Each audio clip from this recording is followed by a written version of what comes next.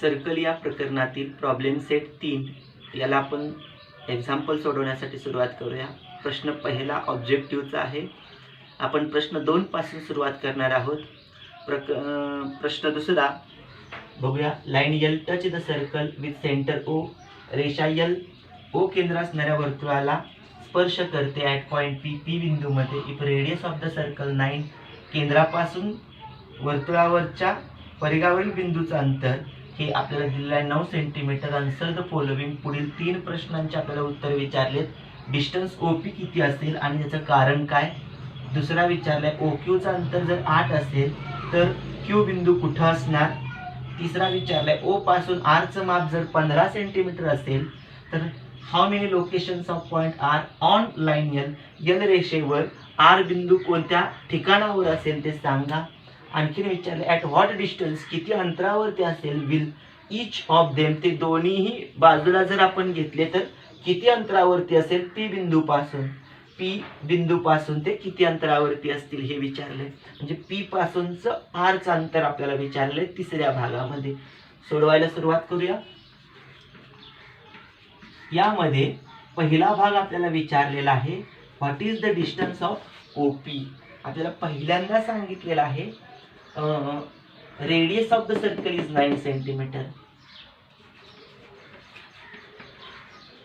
Radius of circle is equal to 9 centimetre हे आपल्याला दिले आणि डिस्टन्स ओपी विचारलेला आहे। डिस्टन्स ओपी विचारलेला आहे। मग distance OP, therefore distance OP is a distance from a center to a point on a circumference, परिघावरील अंतर म्हणजेच ते पण त्रिज्यात झालं। म्हणजे distance OP is equal to radius is equal to 9 centimetre. म्हणजे ओपी ही सुद्धा त्रिज्याच आहे कारण ते केंद्रापासून परिघावरच अंतर आहे। मग दुसरा भाग आपल्याला बघायचा आहे। ओक्यूचं माप 8 सेंटीमीटर दिलेलं आहे। डिस्टन्स ओक्यू आपल्याला दिलेला आहे 8 सेंटीमीटर, पक्षामध्ये सांगितलेला आहे। मग डिस्टन्स ओक्यू हा जो आपल्याला दिलाय तो त्रिज्यापेक्षा मोठा आहे की लहान आहे। 8 लहान आहे, ओक्यू लहान आहे कुणापेक्षा, रेडियस त्रिज्येपेक्षा। जर त्रिज्यापेक्षा लहान असेल तर तो बिंदू वर्तुळाच्या आतमध्ये असणार। Therefore point Q is lie on interior of circle, वर्तुळाच्या आतमध्ये असणार। तिसऱ्या भागामध्ये आपल्याला बघायचं आहे। आता ओ आर चं माप 15 दिलेलं आहे। ओ आर चं माप 15 दिले आणि how many locations of point R on line L, तर आर हा बिंदू रेषेच्या कोणत्या बाजूला असेल हे आपल्याला विचारलेलं आहे। अगोदर दिले काय, distance O R is equal to 15 centimetre. मग 15 सेंटीमीटर असेल तर 9 पेक्षा जास्त झाला। Therefore distance O R is greater than radius. Therefore point R is lie on exterior of circle, वर्तुळाच्या बाहेरच्या भागात असणार। मग बाहेर नेमका कुठे असणार तर तो एक तर पी या बिंदूच्या उजव्या बाजूला रेषेवरती सुद्धा असू शकतोय आणि डाव्या बाजूला पण असू शकतोय। म्हणजेच ह्या 9 पेक्षा जास्त असेल तर तो ह्या रेषेवर असू शकतोय किती, 15 सेंटीमीटर अंतरावरती। सपोज आपण असं समजूया the point lie on right side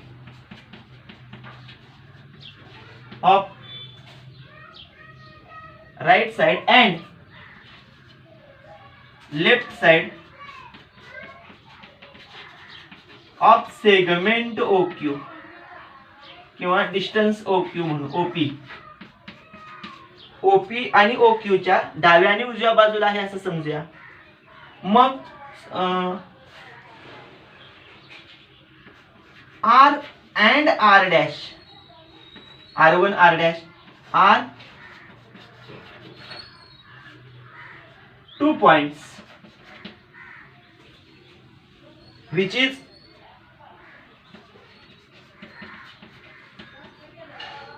same distance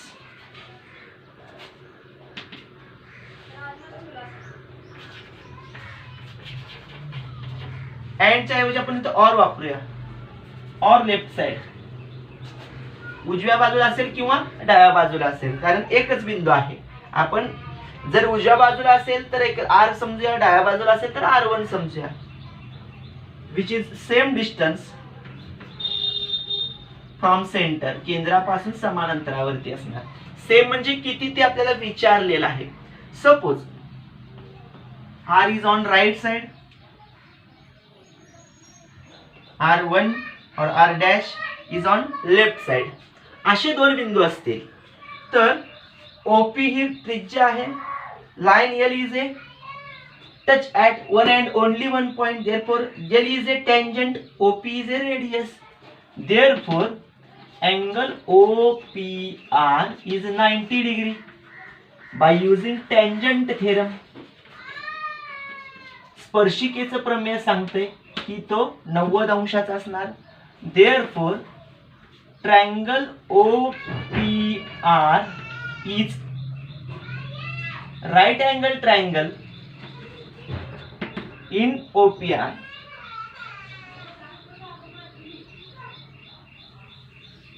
या पद्धतीने आपण बघितलं angle segment OR square is equal to OP square plus PR square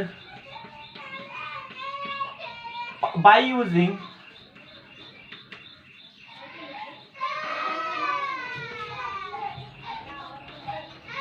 Pythagoras theorem. OR square 15 square OP 9 square plus PR square as it is 15 चा वर्ग 9 चा वर्ग PR चा वर्ग 225 minus 81 is equal to PR square 25 minus 81. 5 मधून 1 गेला, 4 राहिले, 2तून 5 जात नाहीत, 12तून 8 जात नाहीत, 12तून 8 गेले, 8 आणि 4 12, 2तून 1 गेला 1, 144 बरोबर PR वर्ग square root on both sides. PR is equal to 12 centimetre. या पद्धतीने square root on both sides वर्गमूळ आपण काढलं म्हणजे PR याचं माप आपल्याला 12 मिळालं. त्याच पद्धतीने PR1 किंवा R dash is also similarly PR1 और R dash is also 12 centimetre. Therefore आपल्याला काय विचारलेलं आहे, what is the distance, at what distance will each of them from point P. Therefore each location of point R on line L is 12 centimetre. म्हणजे प्रत्येक ठिकाण आपण त्या बिंदू R चं, भले तो उजव्या बाजूला असेल किंवा डाव्या बाजूला असेल, त्याचं अंतर हे 12 सेंटीमीटर असणार आहे. Example number 3. In this figure M is the center of the circle and KL is the tangent to the segment. केंद्रबिंदू स्पर्शिका MK 12, MK हा 12 दिलेला आहे. KL 6√3 आपल्याला सांगितलेला आहे. Then find the radius of the circle. तर रेडियस त्रिज्या किती आहे ते विचारले. Measure of angle K and find the measure of angle M. त्रिज्या विचारलेली आहे. K अँगल आणि M अँगल किती आहे तो आपल्याला विचारलेला आहे. आता यामध्ये ही त्रिज्या आहे, ही स्पर्शिका आहे सांगितलंय, तर इथं काटकोन होणार म्हणजे हा त्रिकोण काटकोन त्रिकोण होणार. पायथागोरस वापरला की पायथागोरस प्रमेयानुसार याची किंमत आपल्याला मिळणार, म्हणजे त्रिज्या मिळणार आहे. त्यानंतर काटकोन आहे, या बाजूचं माप, या बाजूचं माप, या बाजूचं माप, बाजूंच्या मापांची तुलना केली की आपल्याला 30, 60, 90 अंश, 45, 45, 90 अंश पैकी कोणतं प्रमेय किंवा त्याचा व्यत्यास लागू होतोय ते आपल्याला लक्षात येईल. बघूया. पहिला रेडियस काढायचा आहे. MK रेडियस आहे,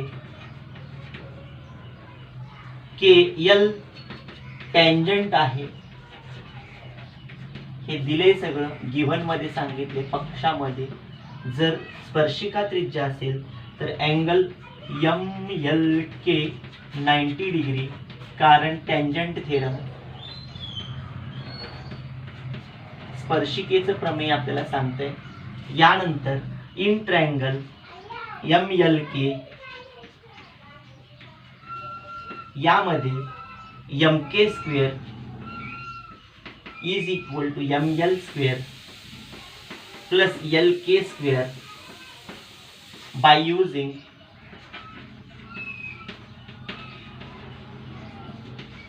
Pythagoras theorem.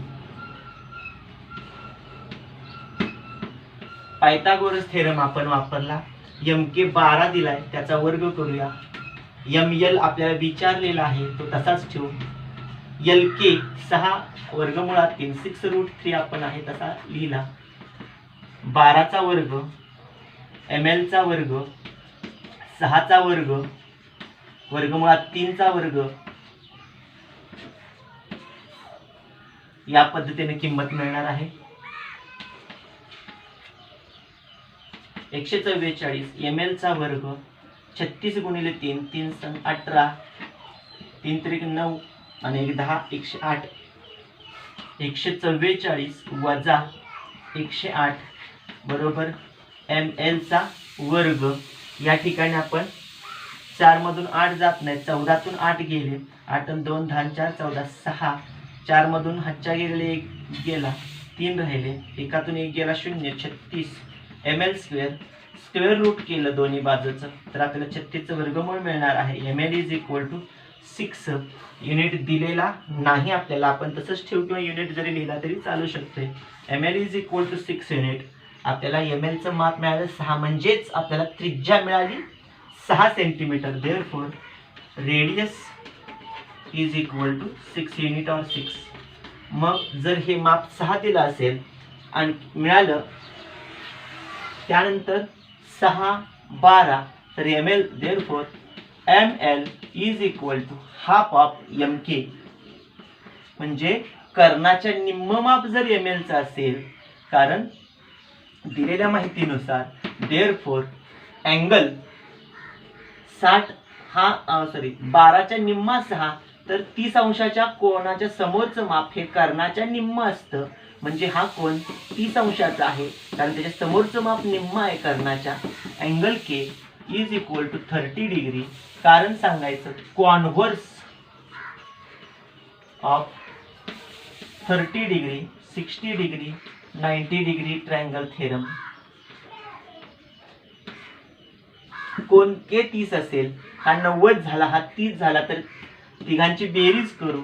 In triangle MLK angle M plus angle L plus angle K is equal to 180 degree.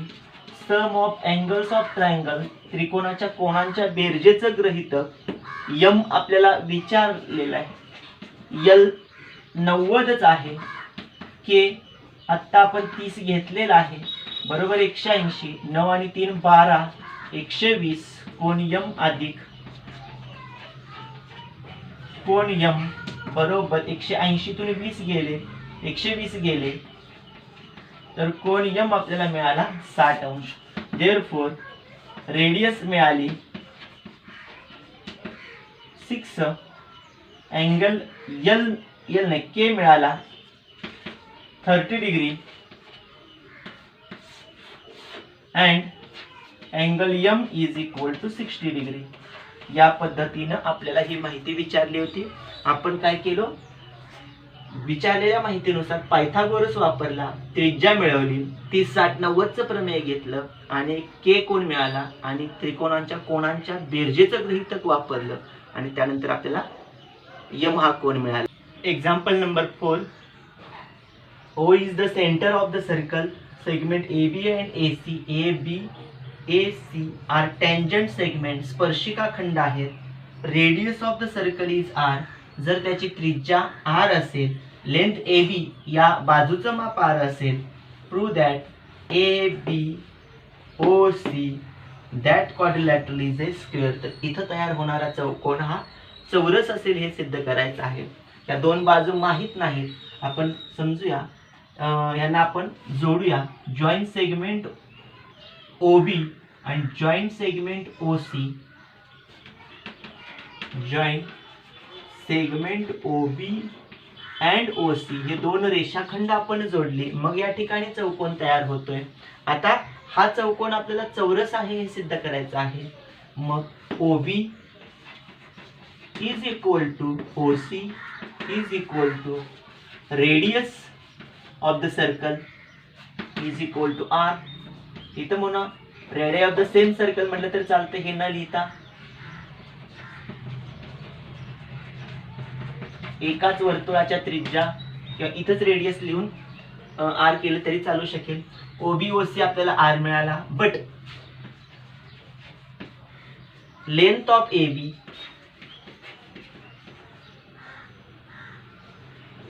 AB चं माप आपल्याला R दिले. AB चं माप हा R आहे, परंतु AB आणि AC हे आपल्याला टँजंट सेगमेंट्स आहेत म्हणून सांगितले. मग टँजंट सेगमेंट असतील तर AB is equal to AC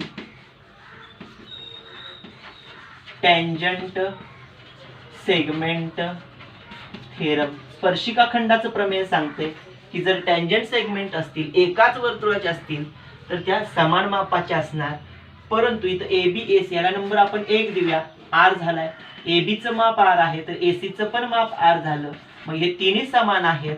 therefore from 1 2 and 3 OB is equal to OC is equal to AB is equal to AC. सगळ्यांची माप समान झाली. मग एका आकृतीमध्ये चौकोनामध्ये जर चारी बाजू समान असतील तर तो समभुज चौकोन म्हणजे रॉम्बस होणार आहे. Therefore quadrilateral ABOC is rhombus. समभुज चौकोन झाला. जर हा समभुज चौकोन असेल, आणखीन OB त्रिज्या, AB टँजंट सेगमेंट म्हणजेच AB हा किरण स्पर्शिका झाला, OC रेडियस, AC टँजंट होतोय कारण AC ही किरण स्पर्शिका होते. मग OBA हा कोन म्हणजेच OCA हा कोन 90 अंश होणार, कारण टँजंट थेरम आपल्याला स्पर्शिकेचं प्रमेय हा सांगते की त्रिज्या स्पर्शिकेला लंब असते. जर त्रिज्या ही स्पर्शिकेला लंब असेल तर OBA काटकोन, OCA काटकोन. मग अशा चौकोनामध्ये, समभुज चौकोनामध्ये एक जरी कोण काटकोन आला तर तो चौरस होतोय. Therefore one of the angle of rhombus is right angle, then the quadrilateral is square. जर समभुज चौकोनाचा एक जरी कोण काटकोन असेल तर तो चौरस असतो, हे आपण 9वी मध्ये शिकलोय. म्हणजेच चौकोन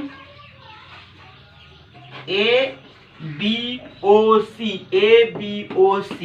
इज ए स्क्वेअर हा चौरस होतो, हे आपण सिद्ध करतोय. काय झालं?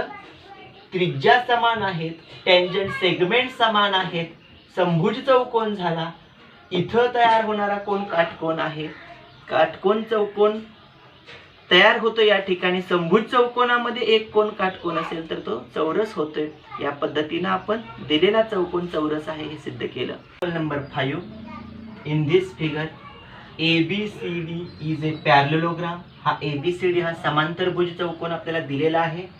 त्यानंतर सांगितलेलं आहे if circumscribes the circle with centre T, T केंद्र असणाऱ्या वर्तुळाला सर्कमस्क्राइब केलेला आहे, म्हणजे ह्याला वर्तुळाच्या आतमध्ये बाहेरच्या मध्ये चौकोन काढलेला आहे, जो पॅरलेलोग्राम आहे त्याला आपण सर्कमस्क्राइब असं म्हणू. आणि पॉइंट EFGH हे त्या वर्तुळाचे चौकोनाला स्पर्श केलेले बिंदू आहेत. AE चं माप आपल्याला दिलंय 4.5, EB चं माप दिले 5.5 सेंटीमीटर मध्ये दिलेली आहेत ही माप. आणि ह्या AD या बाजूचं माप किती हे आपल्याला आता विचारलेलं आहे. EFGH हे स्पर्श बिंदू आहेत. चौकोन ABCD इज पॅरलेलोग्राम दिले, गिव्हन म्हणायचंय. Points EFGH are touch the circle with centre T, T केंद्र असणाऱ्या वर्तुळाला EFGH मध्ये स्पर्श झालेले आहेत, स्पर्श बिंदू आहेत. तर AH आणि AE हे माप समान असणार आहे. 4.5 दिलेलं आहे ते. स्पर्शिका खंडांचं माप टँजंट सेगमेंट थेरम आपण या ठिकाणी वापरू. त्याच पद्धतीनं BE आणि BF याचं माप आपल्याला दिलेलं समान असणार आहे, ते 5.5 सेंटीमीटर. त्यानंतर DH आणि DG चं माप समान असणार आहे, त्याला आपण X मानूया. त्याच पद्धतीनं CG आणि CF यांचं माप समान असणार आहे, त्याला आपण Y मानूया. आणि याचं कारण काय असणार आहे, टँजंट सेगमेंट थेरम, स्पर्शिका खंडांचं प्रमेय आपल्याला सांगते की ह्यांची माप समान आहेत. परंतु आपल्याला ABCD हा पॅरलेलोग्राम आहे म्हणून सांगितलाय, बट ABCD इज पॅरलेलोग्राम म्हणून AB is equal to DC यांची माप समान असणार आहेत. कारण सांगायचं, अपोजिट साइड्स ऑफ पॅरलेलोग्राम